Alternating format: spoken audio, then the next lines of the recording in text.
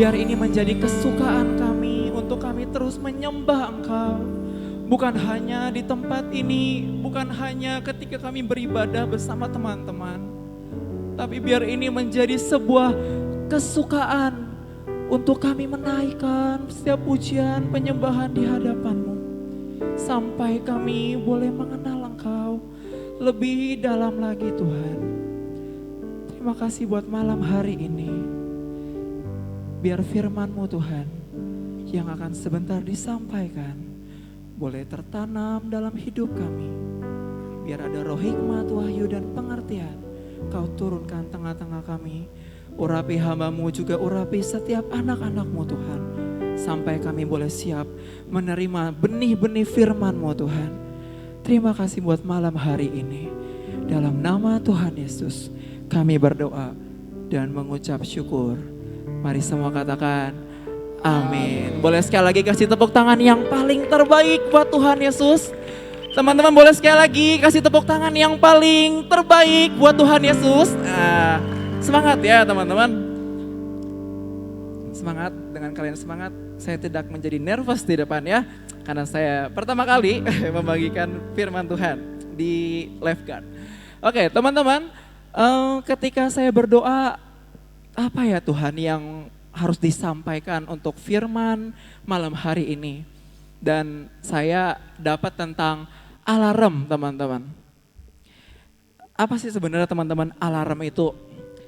Alarm saya cari di internet gitu ya.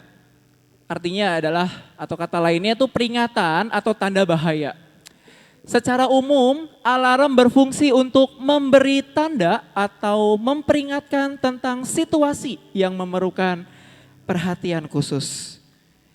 Nah, alarm ini ada dua jenis ya, saya bagi. Ada alarm jasmani dan alarm rohani gitu. Alarm jasmani dulu ya, sedikit aja. Alarm jasmani itu ya seperti kita tahu ya, ada alarm kebakaran gitu, ada alarm mobil. Kalau kadang-kadang mobilnya ada yang nyenggol, maling bahkan itu alarm bisa berbunyi gitu. Tapi juga ada alarm waker yang setiap pagi kalau teman-teman pasang alarm waker mungkin buat bangunin walaupun alarmnya kadang-kadang gak kedengeran sih gitu ya. Tidur lagi gitu. Nah ada juga alarm dari orang tua. Seringkali alarm orang tua itu tuh yang menjadi rasanya risih gitu, kita nggak suka, betul nggak sih? Orang tua tuh suka nasihatin, suka ngomongin kita, kadang-kadang telinga kita tuh rasanya panas, siapa tuh yang suka begitu? Hari ini yang suka masih ngerasa, aduh orang tua gua kok rewel banget sih gitu ya, bawel banget. Tapi percayalah teman-teman, alarm itu punya tujuan yang baik, alarm itu punya tujuan untuk menginsafkan gitu. Untuk seseorang kita untuk sadar daripada kesalahan kita. Makanya alarm yang lain-lain itu kan sebuah peringatan gitu, alarm waker supaya kita nggak terlambat bangun sekolah misalnya. Atau ya alarm lain-lain kebakar, ada alarm bunyi dalam gedung misalnya itu ya. Itu kan bunyi supaya peringatan, ayo pada keluar evakuasi, jangan sampai kebakaran, mati di dalam sia-sia kayak gitu ya. Nah yang kita mau bahas adalah alarm rohaninya ya teman-teman. Alarm rohani itu siapa dalam hidup kita? Ada yang namanya Roh Kudus. Roh Kudus itu menjadi alarm dalam setiap hidup kita. Setiap kita teman-teman yang ada di sini semuanya punya alarm rohani, punya Roh Kudus dalam hidupnya. Walaupun mungkin kamu berkata, aduh saya aja belum kepenuhan Roh Kudus, saya belum bisa berbahasa roh. Tapi setiap kita, setiap orang-orang Kristen dalam hidupnya itu sudah ada Roh Kudus. Nah coba kasih bilang ke sebelahnya gitu, kamu ini dalam hidup kamu ada Roh Kudus gitu. Boleh ngomong lagi ke sebelah, ke depan belakangnya, dalam hidup kamu itu ada Roh Kudus. Ya, salah satu fungsi Roh Kudus adalah menjadi alarm, menjadi pengingat buat kita. Kalau kita sedang jauh dari Tuhan atau sedang tinggal di dalam dosa, itu ada rasa nggak damai, itu ada rasa yang nggak nyaman buat hidup kita. itu artinya Roh Kudus sedang memberikan peringatan buat setiap kita. Seringkali teman-teman, alarm itu tuh kita menghiraukan. Saya tahu saya ini berdosa, saya tahu ini saya ngelakuin ini berdosa. Tuhan gak suka. Tapi seringkali teman-teman kita menghiraukan suara alarm itu. Suara Roh Kudus itu. Roh Kudus kalau ngomong memang gak teriak-teriak sih. Dia punya karakter yang manis dan lemah lembut. Suaranya kecil mungkin, suaranya lembut mungkin. Nah, kamu udah jauh loh dari Tuhan. Nah, kamu udah lama gak baca Alkitab. Nah, kamu tahu gak sih ini kamu ngelakuin tuh dosa. Tuhan gak suka. Mungkin suaranya kecil dalam hatimu, tapi itu adalah alarm. Itu adalah suara yang Tuhan ngomong ke kita. Seringkali suaranya Tuhan tuh gak diabain. Dan mungkin apakah ada di antara kita yang sudah berapa lama membuat Roh Kudus itu menjadi seolah-olah nganggur. Hanya duduk di pojokan soto hatimu. Kau gak mengaktifkan, kau gak mendengarkan suaranya. Kau gak mendengarkan bisikannya yang lemah lembut itu. Malam hari ini teman-teman, setiap dari kita punya Roh Kudus. Walaupun kamu belum kepenuhan Roh Kudus, belum bisa berbahasa roh, tapi sudah ada Roh Kudus. Kita baca ayatnya di Yohanes 14 ayat 26. Tetapi penghibur yaitu Roh Kudus yang akan diutus oleh Bapa dalam namaku, dialah yang akan mengajarkan segala sesuatu kepadamu dan akan mengingatkan kamu semua yang telah kukatakan kepadamu. Teman-teman, ini sebuah kerinduan yang Tuhan ingin sampaikan malam hari ini. Tuhan rindu untuk kamu keluar daripada setiap zona yang Tuhan gak suka. Kalau mungkin seringkali engkau masih mungkin hidup dalam dosa, Roh Kudus udah bisikin, udah ngasih tahu, nah itu salah. Tapi engkau masih acuh rasanya. Roh Kudus menjadi sedih teman-teman karena dia sudah mengingatkan. Udah tahu jalan yang terbaik tuh kamu begini, gini.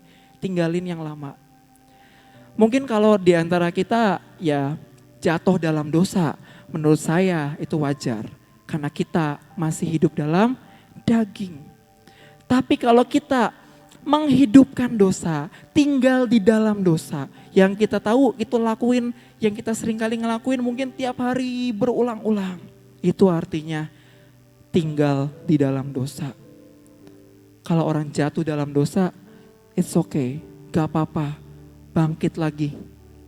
Ada ayatnya juga kan, 7 kali orang jatuh dan 7 kali juga dia akan bangkit. Tidak sampai tergeletak, yang penting jangan sampai kita menghidupi dosa, jangan sampai kita terikat dengan dosa. Ya, itu tugas Roh Kudus yang seringkali mengingatkan kita, menginsafkan kita supaya kita kembali ke Tuhan. Ada 3 poin yang akan saya bagikan.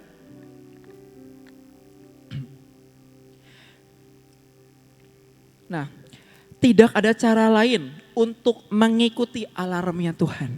Kalau kita mau denger-dengeran nih, supaya kita mau taat sama suara Tuhan. Caranya apa? Yang pertama, harus hidup dalam Tuhan dan takut akan Tuhan. Percayalah teman-teman, kalau kita hidup dalam tracknya Tuhan, kalau kita tinggal di dalam Tuhan, maka Tuhan tuh akan memampukan kita. Mungkin rasanya gini ya, ketika kamu mau melakukan hal yang gak baik, hal yang dosa, keinginan ada untuk melakukan. Entah apa ya, anak muda ini ya, ngerokok gitu ya, nonton apa yang gak baik, video-video. Ingin tuh ada, ingin marah, ingin benci rasanya. Tapi untuk kita melakukan tuh rasanya gak bisa teman-teman. Kayak aduh iya si daging tuh pengen cobain begini. Tapi rasanya gak bisa nih. Saya tuh ngalamin sendiri teman-teman. Saya berani ngomong begini karena saya ngalamin. Seringkali godaan itu tuh selalu banyak buat anak-anak muda. Saya dihianatin, saya bisa memilih untuk sakit hati. Tapi saya untuk melakukan hal yang begitu tuh kayak, aduh gak bisa nih, berat. Itu tuh alarm, itu tuh Tuhan lagi mengingatkan kita. Supaya itu tuh gak baik untuk dilakukan, nak. Contohnya, itu ada Nuh. Kita baca ayatnya, boleh baca sama-sama ya. Kejadian 6 ayat 9. Inilah riwayat Nuh. Nuh adalah seorang yang benar dan tidak bercela di antara orang-orang sezamannya. Dan Nuh itu hidup bergaul dengan Tuhan. Nuh adalah salah satu contoh orang yang hidup dalam Tuhan. Bahkan dikatakan sezamannya satu keluarga Nuh. Suatu hari kan dia dapat suatu peringatan ya. Waduh ini kayaknya harus dimusnahkan nih. Dosanya itu udah terlalu amat keji di hadapan Tuhan. Tuhan yang murka, semuanya gak ada yang benar. Semua mau dibinasakan. Tapi hari itu Nuh dapat sebuah peringatan dari Tuhan. Kamu cepat-cepat bikin bahtera gitu. Supaya bahtera itu yang akan menyelamatkan kamu dan keluarga kamu. Serta keturunan di bumi. Dia dapat peringatan. Coba kalau hari itu Nuh bukan orang yang hidup dalam Tuhan, bukan orang yang benar, bukan orang yang sering bergaul dengan Tuhan. Mungkin Nuh adalah salah satu orang yang dibinasakan juga pada zaman itu. Tapi karena Nuh dia taat, dia punya hubungan yang baik dengan Tuhan, maka Nuh diluputkan dari semua kebinasaan. Seperti yang tadi saya bilang teman-teman, sekalipun Nuh ini adalah orang yang paling benar, tidak bercela, bergaul dengan Allah. Tapi Nuh jatuh gak dalam dosa? Jatuh gak? Dia pernah mabuk. Dia pernah mabuk sampai telanjang. Itu karena apa sih? Sifat apa ya? Kelemahan manusiawinya gitu. Sekalipun makanan teman-teman, nanti kita ketika terus berjuang, belajar hidup dalam Tuhan, hidup takut akan Tuhan, kejatuhan mungkin akan tetap ada. Karena nobody perfect. Bahkan siapapun lah hamba Tuhan, itu gak ada yang sempurna. Saya kemarin juga lihat satu video pendeta, khotbahnya luar biasa, jemaatnya banyak. Di rumah dia KDRT, pukulin istrinya, pakai kayu apalagi. Saya sampai nggak bisa lah lihat kayak gitu. Gak ada satupun orang yang sempurna, sepengurapan sekuat apapun. Tetap dia tuh punya manusia punya apa ya, kelemahannya gitu. Jadi teman-teman, belajar untuk hidup takut sama Tuhan. Harus hidup di dalam Tuhan. Biar kita dilaluin dari setiap kebinasaan, dari semua yang gak baik. Karena ingat ya, upah dosa adalah maut. Jangan sampai kita mau hidup di dalam dosa. Harus punya sebuah keputusan untuk kita hidup takut sama Tuhan. Punya keintiman, tidak bercela, dan bergaul dengan Tuhan. Nah teman-teman, yang kedua, eksekusinya bagaimana nih untuk kita hidup dalam Tuhan? Yang pertama, sebagai orang-orang yang takut akan Tuhan, sebagai orang-orang yang hidup di dalam Tuhan, itu artinya dia orang yang selalu saat teduh, setiap hari teman-teman, dengan caramu masing-masing. Mungkin bisa duduk diam di bawah kaki Tuhan, mungkin bisa ya pacaran sama Tuhan, ngobrol sama Tuhan, itu adalah waktu saat teduhmu. Kita baca di Lukas 5 ayat 16. Akan tetapi ia mengundurkan diri ke tempat-tempat yang sunyi dan berdoa. Ini ceritanya Tuhan Yesus hari itu sedang pelayanan, sedang sibuk-sibuknya. Banyak orang berbondong-bondong ngejar dia, minta didoain, minta cerita-cerita Tuhan, ayo cerita kayak gitu kan. Tuhan tuh suka cerita, suka mengajarin. Tapi tetap di tengah kesibukannya. Kita juga sibuk nih ya, sekolah, kerja. Tetap dia mengundurkan diri dan lari ke tempat-tempat yang sunyi dan berdoa. Biar ini menjadi satu kebiasaan untuk kita teman-teman. Harus dilatih, harus disiplin dan konsisten untuk kita saat teduh. Gak bisa enggak teman-teman. Dalam saat teduh yang saya rasain ya, itu bisa memberikan satu kekuatan yang baru. Ketika kita lemah, ketika kita lagi capek, burn out. Tapi kuncinya apa? Balik ke Tuhan untuk saat teduh. Karena itu seperti sedang di-charge. Kalau kita nggak makan aja kan masih lapar. Nah kita juga punya roh. Roh ini tuh harus di-charge, diisi energinya. Dengan cara saat teduh. Kalau kita nggak punya waktu saat teduh sama Tuhan, kita tuh akan gampang banget teman-teman untuk jatuh dalam dosa, untuk tergoda dalam setiap apapun yang dunia sodorkan. Namanya dosa tuh enak gak sih? Enak, gak ada dosa yang gak enak. Semuanya tuh enak dosa, tapi cuman sementara. Ujung-ujungnya maut. Biar saat teduh, itu kita menjadi sebuah kebiasaan buat hidup kita. Kita bangun keintiman kita bangun hidup kita setiap hari teman-teman. Om Nani itu pernah bilang, kamu harus ambil waktu. Jam berapa kamu kosong, pulang sekolah, kamu mau ngapain, ada kegiatan apa. Kalau ada waktu kosong, kamu ambil dan kamu lakukan konsisten setiap hari. Karena dalam waktu saat teduh, itu Tuhan bisa banyak berbicara buat kita. Itu Tuhan bisa kasih sebuah alarm, bisa kasih sebuah peringatan. Kalau kita sudah mulai melenceng, itu bisa teman-teman. Tuhan bisa berbicara lewat saat teduh itu. Tapi yang kedua, baca Alkitab. Ya, anak-anak muda ini ya teman-teman. Seberapa dari kita coba saya tanya yang setiap hari yang rajin baca Alkitab nih, boleh angkat tangannya? Ada yang setengah tiang, ada yang gak angkat tangan. Sesibuk apapun teman-teman. Kalau kamu makan sehari 3 kali, ya baca Alkitab sehari 3 kali bisa lah. Sepasal. Jadi 3 kali. Kean aja tuh ya yang masih SD ya, SD. Kean aja tuh disuruh baca loh sehari 3 kali. Tiap kamu mau makan, kamu baca Alkitab dulu. Anak kecil, anak SD. Nah masa kita yang wis gede kagak baca gitu. Karena firman Tuhan, Alkitab ini menjadi makanan rohani teman-teman untuk setiap kita. Kita baca ayatnya nih di 2 Timotius 3 ayat 16 sampai 17. Saya bacakan untuk kita semua. Seluruh kitab suci diilhamkan oleh Allah dan berguna untuk mengajarkan kita apa yang benar dan serta menyadarkan kita akan apa yang salah dalam hidup kita. Kitab suci meluruskan kita ketika kita salah dan menolong kita melakukan apa yang benar. Itulah cara Allah menjadikan kita siap dalam segala segi diperlengkapi dengan sempurna untuk berbuat baik kepada semua orang.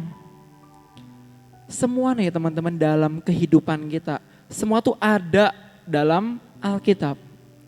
Semua tuh lengkap loh sungguh. Siap ngalamin apa, hal kekhawatiran, takut. Semua ada di Alkitab. Karena Alkitab apa dikatakan menyadarkan kita apa yang salah dalam hidup. Dan kitab suci atau Alkitab ya, itu meluruskan kita ketika kita salah dan menolong kita melakukan apa yang benar.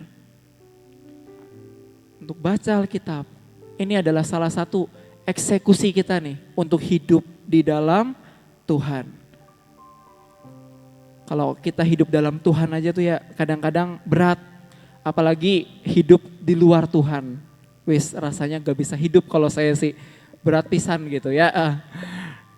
Biar ini teman-teman menjadi kesukaan kita, latih setiap hari baca firman Biasakan teman-teman, gak bisa nggak, apalagi buat yang sudah pelayanan nih.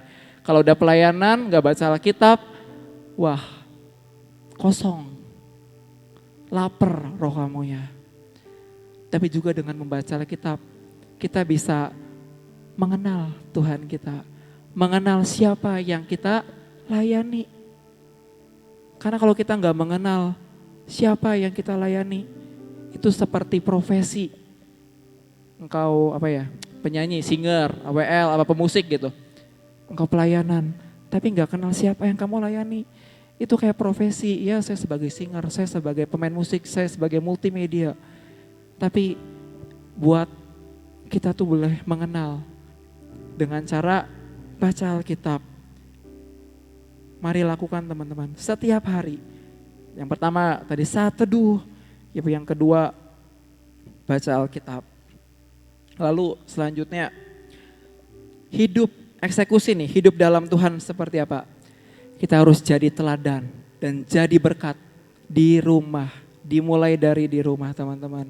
Baca dulu ayatnya. Kolose 3 ayat 20. Hai anak-anak, taatilah orang tuamu dalam segala hal, karena itulah yang indah di mata Tuhan. Seberapa dari kita nih yang di rumahnya masih belum jadi berkat, yang belum jadi teladan. Hari ini teman-teman semuanya bertobat ya. Saya juga punya papa. Seringkali ketika saya sedang sibuk ngurusin apa, bapak saya tuh sering banget nelpon gitu ya. Nelponnya tuh kadang-kadang ya ngomong biasa sih gitu, nggak yang penting-penting banget gitu. Padahal di chat aja tuh bisa sebenarnya. Seringkali saya tuh kayak gondok gitu, gondok apa ya, kayak kesal-kesal dikit gitu. Iya pak, ada apa gitu ya. Kalau teman-teman yang sering main sama saya pasti tahu sehari ditelepon berapa kali gitu ya. Tapi sekali lagi teman-teman, ini firman supaya kita jadi berkat. Untuk kita jadi teladan, dimulai dari di rumah, yaitu dengan apa? Taat dengan orang tua, hormat dengan orang tua. Karena saya tahu, ya mungkin gitu ya, suatu hari handphone saya tuh mungkin gak akan berdering, ada telepon panggilan dari papa saya. Ya mungkin entah dibawa pulang ke surga apa bagaimana ya, tapi saya berdoa panjang umur sampai Tuhan datang ya. Saya terus belajar teman-teman sampai hari ini terus menghormati apapun saya sibuk, saya tetap angkat teleponnya. Kalau teman-teman di sini juga mungkin kadang disuruh sama orang tua, kadang menolak, kadang nggak bisa respect gitu sama orang tua. Itu artinya kita belum hidup di dalam Tuhan. Semua kalau mau hidup di dalam Tuhan harus menjadi teladan, jadi berkat di rumah teman-teman. Lalu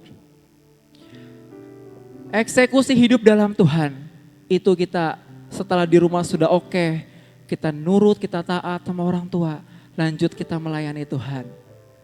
Melayani Tuhan, kita baca ayatnya dulu, saya bacain aja. Matius 20 ayat 28. Sama seperti anak manusia itu juga, ia datang bukan untuk dilayani, tetapi untuk melayani dan menyerahkan nyawanya untuk membebaskan banyak orang. Tuhan Yesus aja datang itu bukan untuk dilayani, tapi untuk melayani. Kan Tuhan Yesus menjadi panutan gitu ya, menjadi contoh buat hidup kita. Kalau Tuhan aja, seorang Tuhan, seorang Raja mau turun gitu ke dunia ini untuk melayani. Apakah kita juga mau belajar seperti Tuhan untuk melayani Tuhan? Kalau teman-teman di sini mungkin ada yang belum pelayanan gitu, teman-teman boleh gabung ya. Nih di ibadah LG juga selalu open recruitment nih. Ada singer gitu ya yang bisa nyanyi, wah boleh banget nih ya. Nggak bisa nyanyi juga nggak apa-apa sih, bisa diajarin. Kok bom-bom juga dulu nggak bisa nyanyi katanya, palas-palas gitu ya diceritain oma. Tapi sekarang luar biasa loh, suaranya bagus, penuh urapan dipakai Tuhan.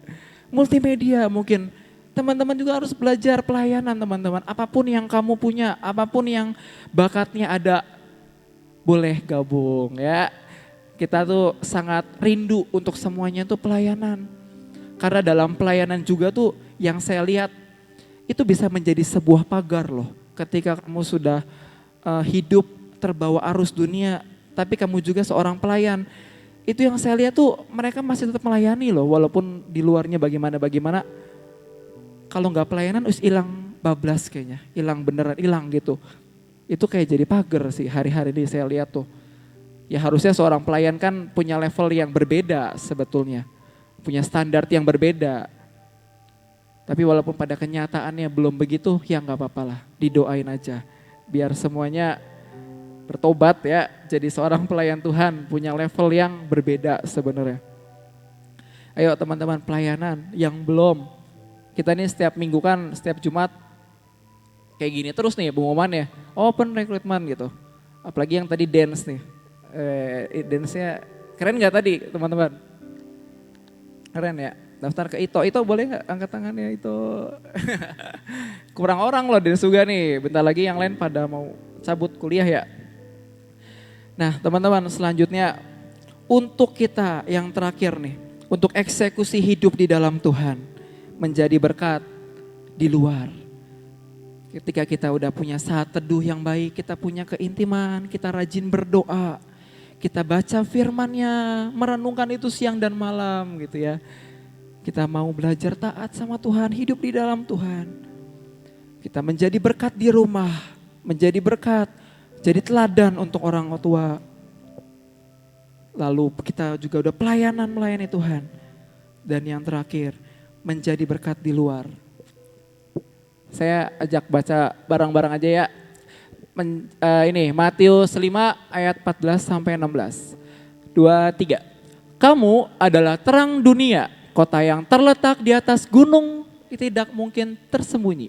Lagi pula orang tidak menyalakan pelita lalu meletakkannya di bawah genteng, melainkan di atas kaki dian sehingga menerangi semua orang di dalam rumah itu.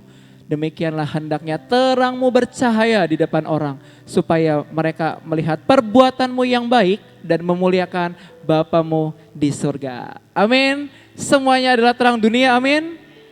Garam dan terang dunia yang memberikan rasa, yang memberikan terang itu memberikan arah tuntunan teman-teman. Kalau teman-temanmu sudah mulai melenceng, sudah mulai nggak benar, bisa nggak kita kayak menjadi terang? Ngapain sih lu gitu ya, ngeliat kayak gini. Kenapa sih lu jadi begini? Ya gitu. Kayak ya bukan nasihatin sih, kayak ya nuntun gitu lah, ngarahin yang benar. Itu teman-teman nanti jadi berkat. Yang tadi yang mau tersesat, tapi bisa Tuhan ubahkan. Bisa jadi, ayo lurus lagi. Jadi berkat teman-teman. Hari-hari ini kalau engkau sudah melayani Tuhan, biar hidupmu menjadi berkat dimanapun kamu berada. Di sekolahmu, di tempat kerja gitu, kuliah. Tunjukkan karakter Kristus, tunjukkan buah-buah roh.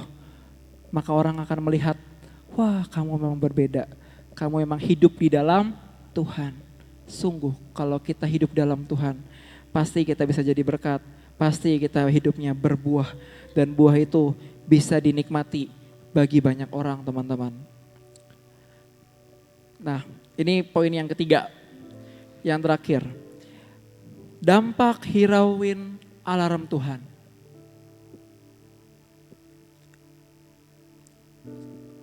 Bukan ini ya sebelumnya slide-nya. Oke. Dampak hirauin. Ada 4 poin ya. Yang pertama, nah ini. Kalau kita menghiraukan suara Tuhan, kalau kita nggak mau dengar-dengaran sama Tuhan, kalau kita tidak hidup di dalam Tuhan, yang pertama kita akan terbawa arus dunia atau hidup semaunya sendiri. Rasanya udahlah saya udah gak mau hidup di dalam Tuhan lah. Saya rasanya pengen bebas gitu. Saya pengen ngelakuin ini, saya pengen ngelakuin itu, saya pengen ngelakuin apa yang saya mau. Hati-hati ya teman-teman. Kita bisa terbawa arus dengan dunia. Karena kita tidak hidup di dalam Tuhan. Karena kita tidak mendengarkan suara Tuhan. Itu bisa terbawa arus. Hari itu Adam, ini contohnya Adam ya. Adam ini dia ini dapat tawaran kan untuk makan buah yang terlarang. Dia digoda iblis, ini buahnya makan aja enak. bukan Adam ya, Hawa ya, Hawa. Tapi kan Adam juga akhirnya ngikutin. Dan hari itu ketika dia makan buah yang dilarang, dia ngikutin godaan, dia ngikutin apa yang dunia bilang, dan dia terhilang. Ada ayatnya, Kejadian 3 ayat 9. Namun Tuhan Allah memanggil manusia itu dan berkata kepadanya, "Di mana engkau?" Hari itu Tuhan teriak, "Adam, Adam, kamu di mana Adam?" Adam tuh bersembunyi teman-teman. Karena ketika dia makan buahnya, dia sadar, kok saya telanjang ya, saya malu, saya tersembunyi. Dan hari itu Tuhan panggil, "Adam, kamu di mana?" Kalau hari ini teman-teman, engkau sedang tersesat, engkau sedang tidak hidup di dalam Tuhan. Hari ini teman-teman, Tuhan sedang memanggilmu. Ayo nak, kembali. Dengarkan suaranya yang lembut. Mari panggil namanya, kayak, "Tuhan, ini saya udah ikut arus dunia Tuhan." Mari berbalik teman-teman. Saya temuin banyak anak-anak, bahkan pelayan-pelayan yang pelayanan sih, tapi rasanya sudah gak ada hidup dalam Tuhan. Dia melakukan apa yang dia mau. Itu sangat sedih teman-teman. Dia melakukan apa yang dia suka dan bukan yang Tuhan suka. Hari ini teman-teman, Tuhan panggil namamu untuk kembali dalam pelukan Tuhan. Untuk kembali dalam keintimannya. Untuk kembali, untuk hidup dalam Tuhan. Jangan lagi menjadi jauh dengan Tuhan. Mari dengarkan suaranya teman-teman. Tuhan itu adalah gembala yang baik. Tuhan itu siap menerima kok apapun keadaan kondisi kita. Kalau kita udah jauh dari Tuhan, kalau kita udah ngikutin arus dunia, kalau kita udah lupa sama Tuhan, tapi kalau kita mau balik, Dia adalah Tuhan dan gembala yang setia. Saya bacakan lagi firman-Nya di Lukas 15 ayat 4 versi BIMK.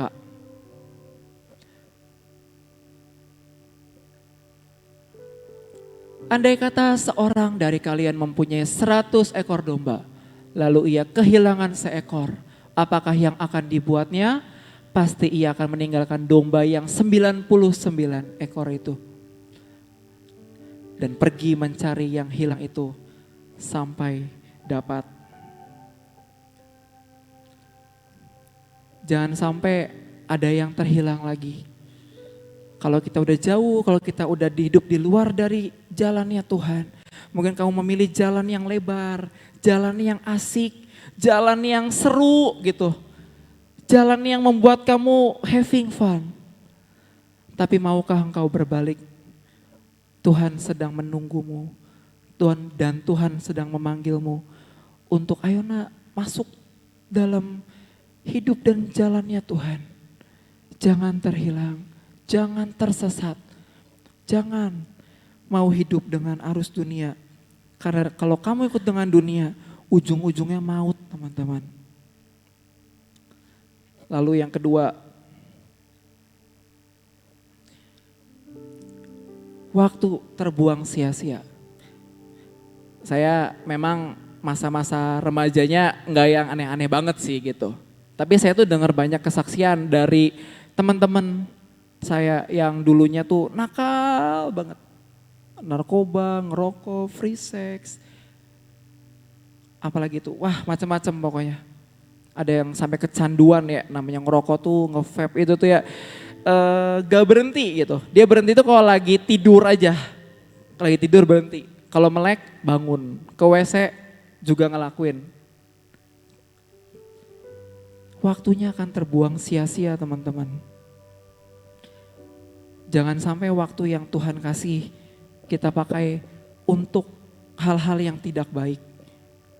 Waktu itu untuk sebuah kesempatan untuk kita melayani Tuhan, untuk kita jadi berkat, untuk kita belajar nyenengin Tuhan.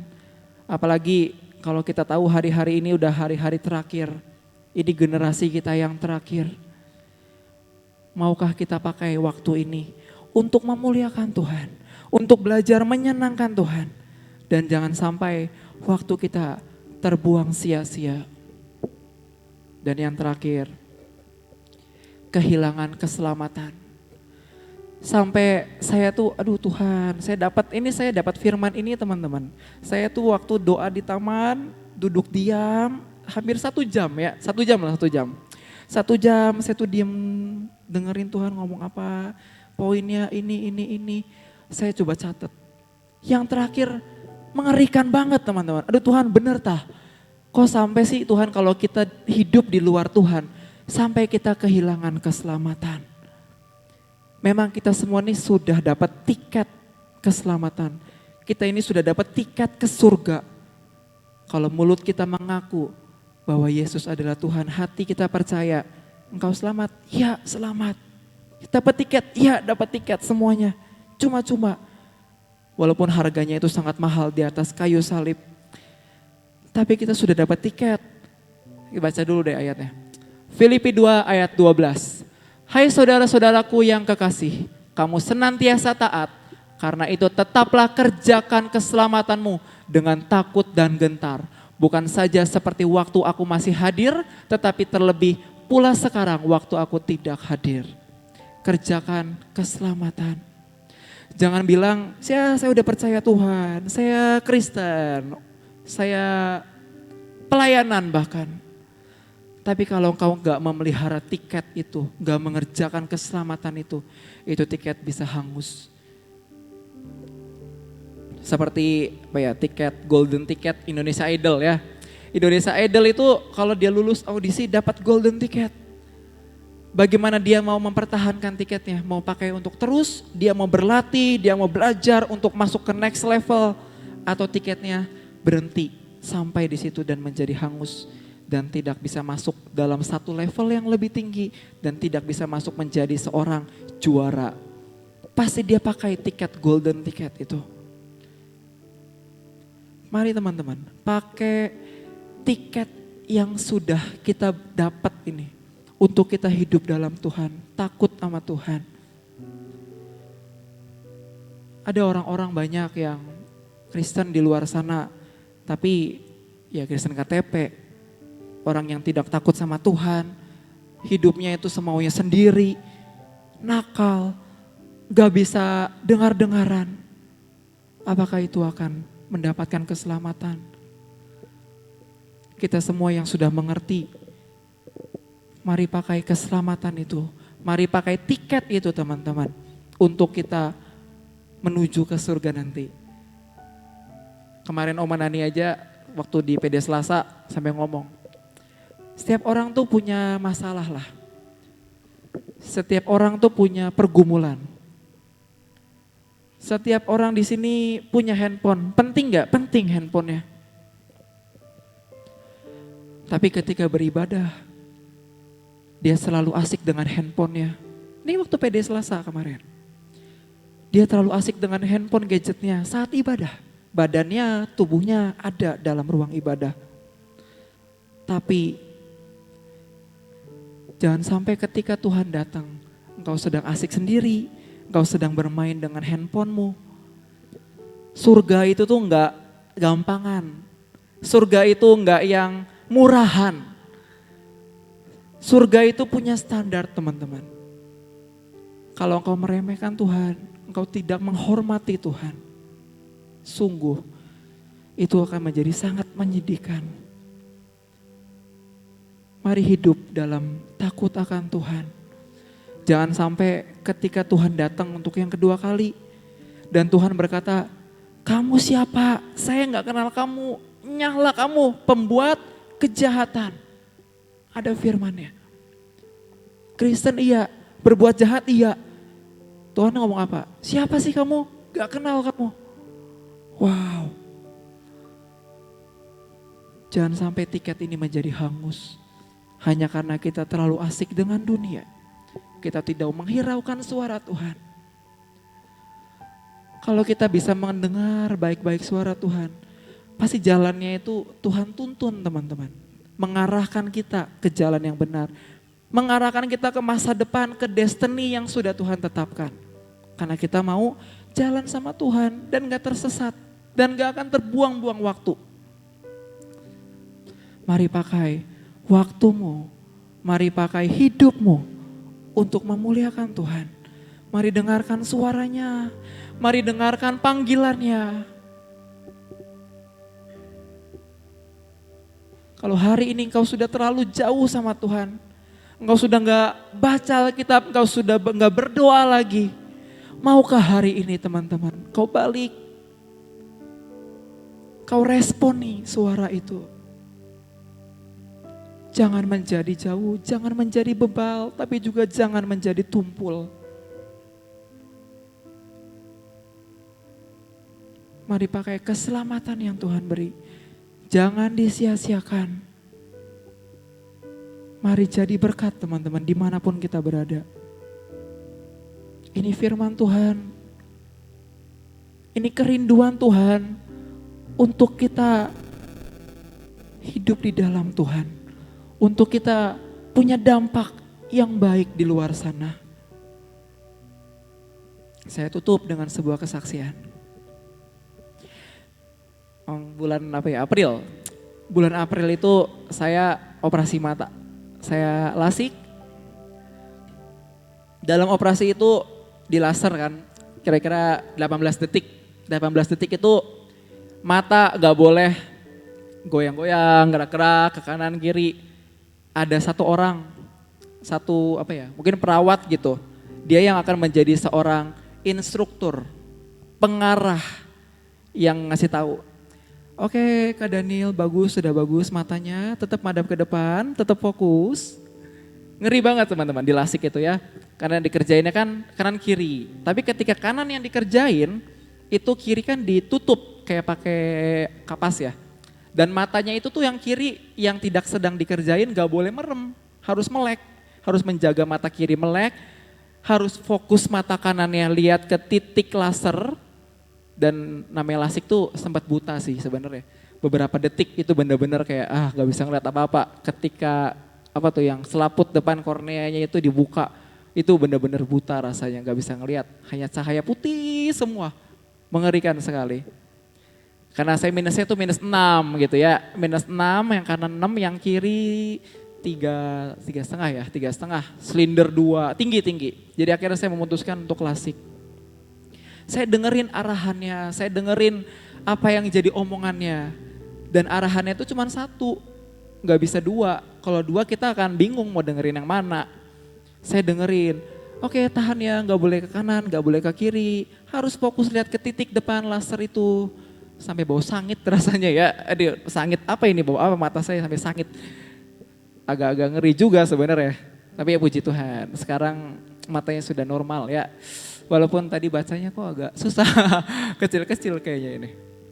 Tapi teman-teman arahan yang kita dapat itu tuh membuat kita menjadi berhasil. Kalau kita tidak dengerin arahan, kalau telinga kita tidak dengerin nih apa yang jadi arahan, petunjuk, alarm, operasinya juga saya bisa gagal. Kalau saya nggak dengerin, mata saya jelalatan ke kanan, ke kiri, itu nggak akan bisa berhasil. Mungkin minusnya nggak akan sampai 0 gitu, atau bisa gagal juga bisa jadi. Itu benar-benar yang namanya arahan, petunjuk, alarm, itu benar-benar penting buat kita. Jangan sampai kita menjadi binasa karena kita tidak mau dengar-dengaran suara Tuhan. Saya panggil untuk pemusik, WL, singer. Biar malam hari ini teman-teman, ini firman yang Tuhan ajarkan. Dan saya sudah bagikan. Biar teman-teman boleh menangkap apa yang menjadi isi hati Tuhan. Tuhan begitu rindu untuk kita mendengarkan dan berbalik ke Tuhan. Tinggalkan semua dosamu, tinggalkan semua bahkan teman-temanmu yang membawa engkau menuju kehancuran.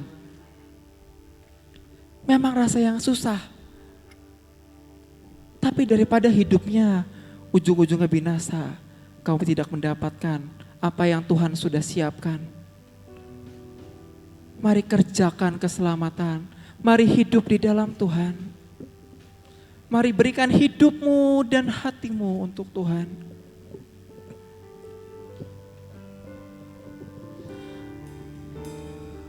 Kita sama-sama mau nyanyikan lagu ini. Rinduku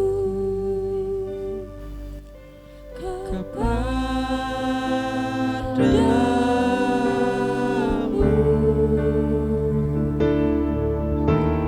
segenap hatiku menyembahmu.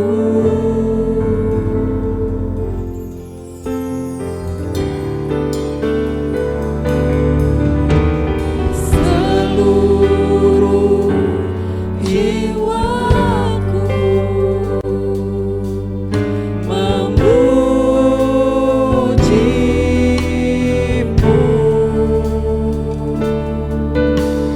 Ku menyembahmu, ya Allahku.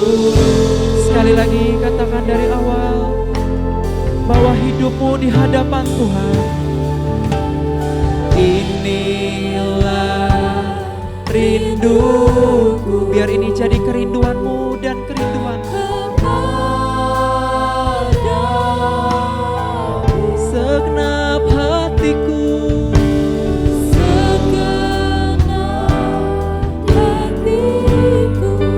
menyembahmu. Seluruh hidupku,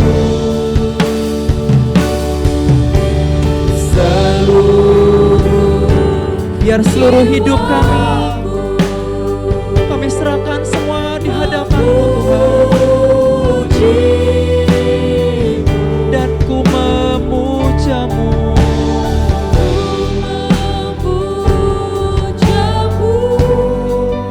ya Allahku. Oh, ku berikan hatiku,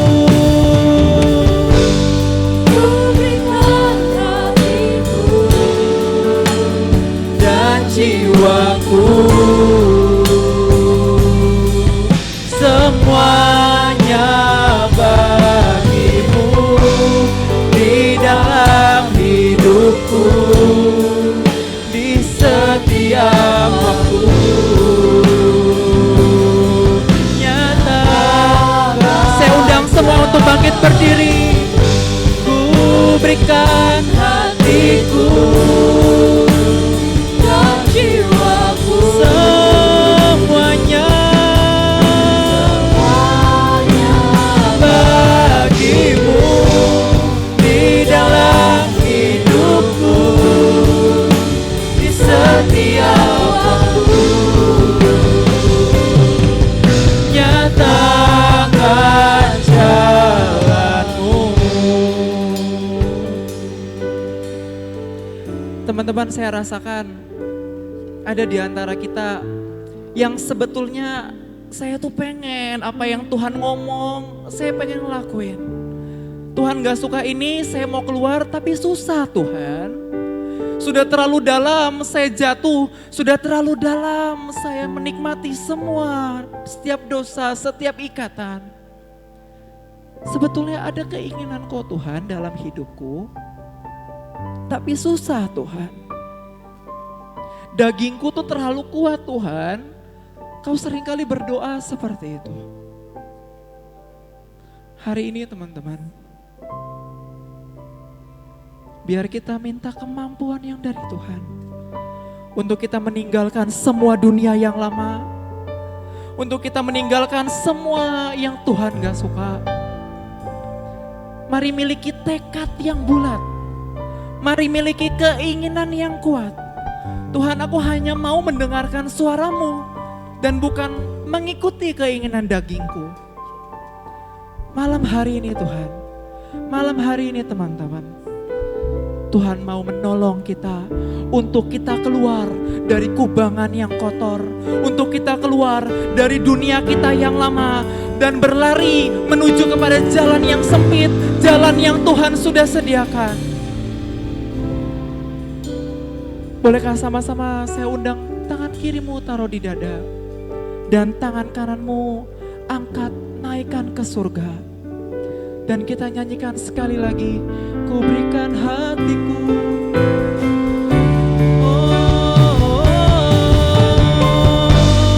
Ku berikan hatiku dan jiwa. Tuhan, ini hidup kami bawa di hadapan-Mu. Biar Engkau Tuhan yang akan menurunkan kemampuan, yang memberikan kekuatan untuk kami mendengarkan suara-Mu dan meninggalkan setiap dosa yang lama dan berlari hanya kepadamu. Buat kami punya keinginan yang kuat, punya sebuah tekad. Jiwaku raya rana rana ramaya se rana maya se di setiap waktu.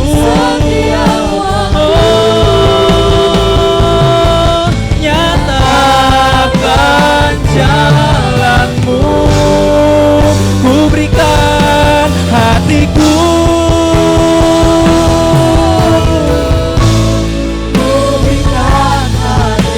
Kami berikan hidup kami. Malam hari ini Tuhan, buat kami punya sebuah keputusan, punya sebuah ketekatan yang bulat untuk meninggalkan semua. Dan kami mau mendengarkan suara-Mu, dan kami mau mendengarkan apa yang menjadi.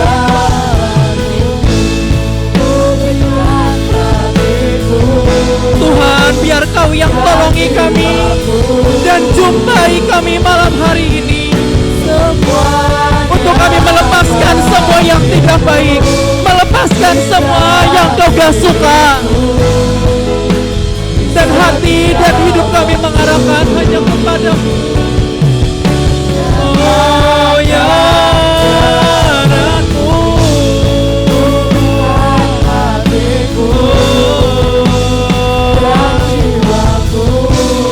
ya rata karala makaya segera takarala ramaya segera pakarala ya ramaya. Iya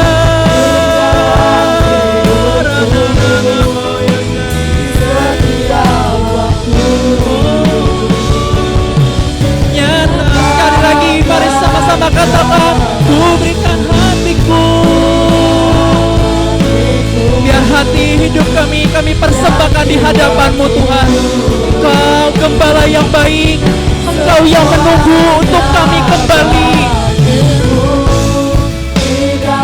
Biar malam hari ini kami kembali dalam jalan-Mu Tuhan, hidup di dalam takut akan Tuhan, dan hidup di dalam jalan-Mu. Sekali lagi satu level lebih tinggi.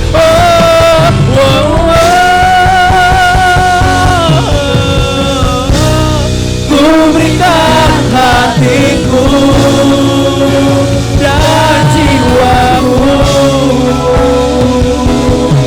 semuanya bagimu di dalam hidupku, di setiap waktu. Nyatakan jalanmu, ku berikan hatiku. Ini hidup kami dan jiwaku, biar malam hari ini kami kembali dan mendengar suara-Mu, sampai kami boleh menerima mahkota kehidupan, menerima semua yang Tuhan sudah sediakan. Biar kemampuan, kekuatan Kau turunkan atas kami malam hari ini. Kami terima semua yang baik, kami terima semua yang ilahi, kami terima kekuatan dan kemampuan untuk kami bertekad mendengar suara-Mu dan berlari kepadamu. Biar Kau yang materaikan semuanya dengan firman-Mu, dengan darah-Mu Tuhan. Biar kami terus hidup di dalam-Mu dan hidup takut di dalam Tuhan, dan mendengarkan setiap suara-Mu, setiap cinta-Mu ya Tuhan yang Kau nyatakan dalam hidup kami. Terima kasih buat malam hari ini Tuhan. Terima kasih buat semuanya. Kami tahu Engkau mengasihi kami. Kami tahu Engkau tidak ingin kami binasa. Supaya kami memperoleh kehidupan yang kekal bersama dengan Engkau di waktu-waktu terakhir ini. Terima kasih buat semuanya Tuhan. Ku berikan hatiku dan jiwaku, semuanya bagimu di dalam hidupku,